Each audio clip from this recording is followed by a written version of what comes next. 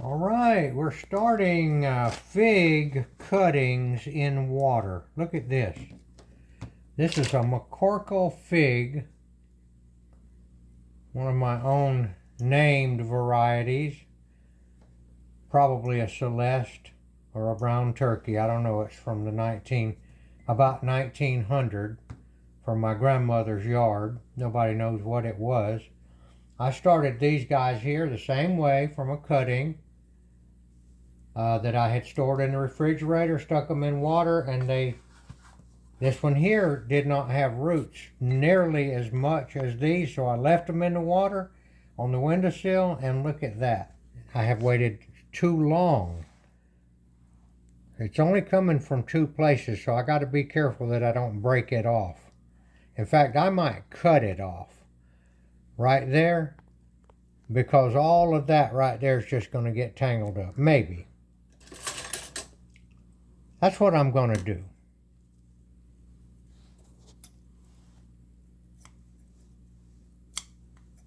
I don't know if this is what they teach in horticulture school, but that'll make it a lot easier to pot right there. And I'm going to put it in a little pot like these, and this one right here started out the same way as this one, but it rooted faster. Started it in water. Then I put it in this pot. Now I want to show you how it looks now. It has already outgrown this pot and the roots have circled.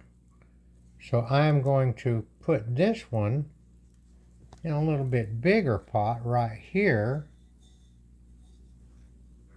Well, let's see. Let's put a little more dirt.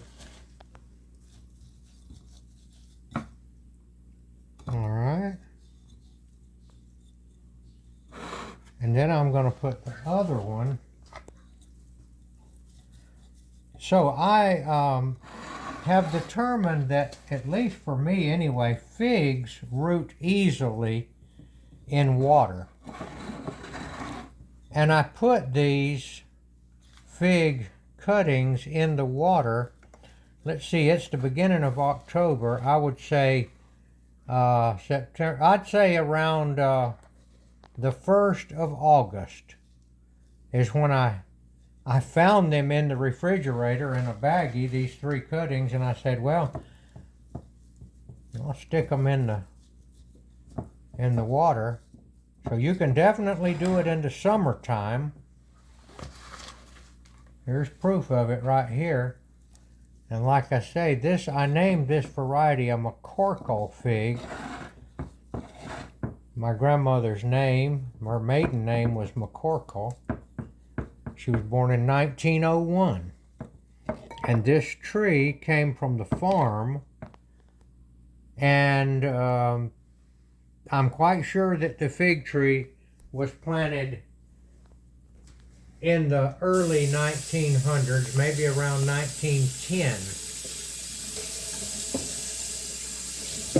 And when she moved, she got a cutting from that tree and moved it over to her new house in about 1980. And then the highway came, and she died finally, 99 years old. And then the highway came through the farm, through the fig tree, and the land was taken by the state. And I got some cuttings from the fig tree, brought them to my house, and rooted them. And I didn't know the name of the particular variety. Usually, I heard somebody saying brown turkey one time, but I doubt if they knew. So I just dubbed it the McCorkle. I know that it makes good little brown figs. They do well in this climate. And now I'm going to see if I can't get this one in the pot without damaging it too much.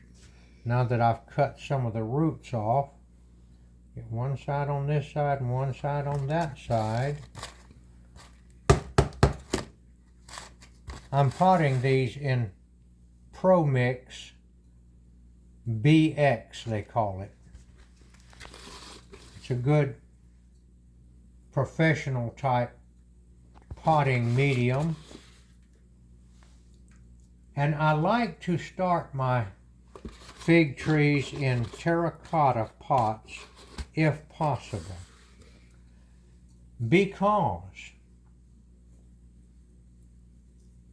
they don't tend to get waterlogged like plastic pots,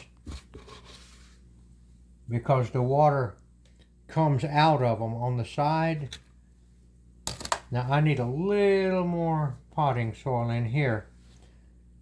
And here's the other one here.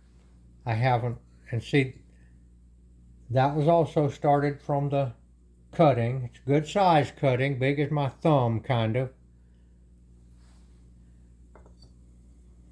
The downside of the terracotta is they cost a lot.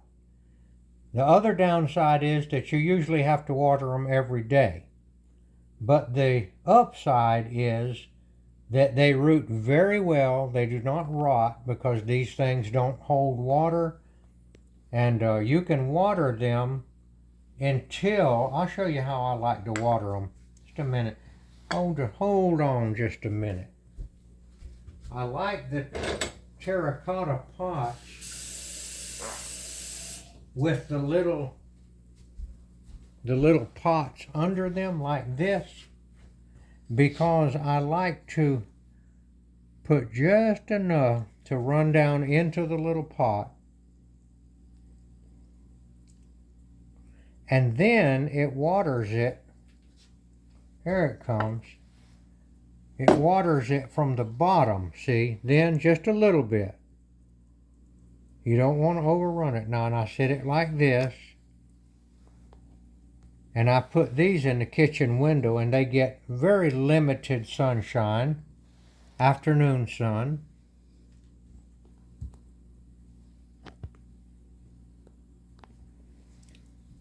And, hold on.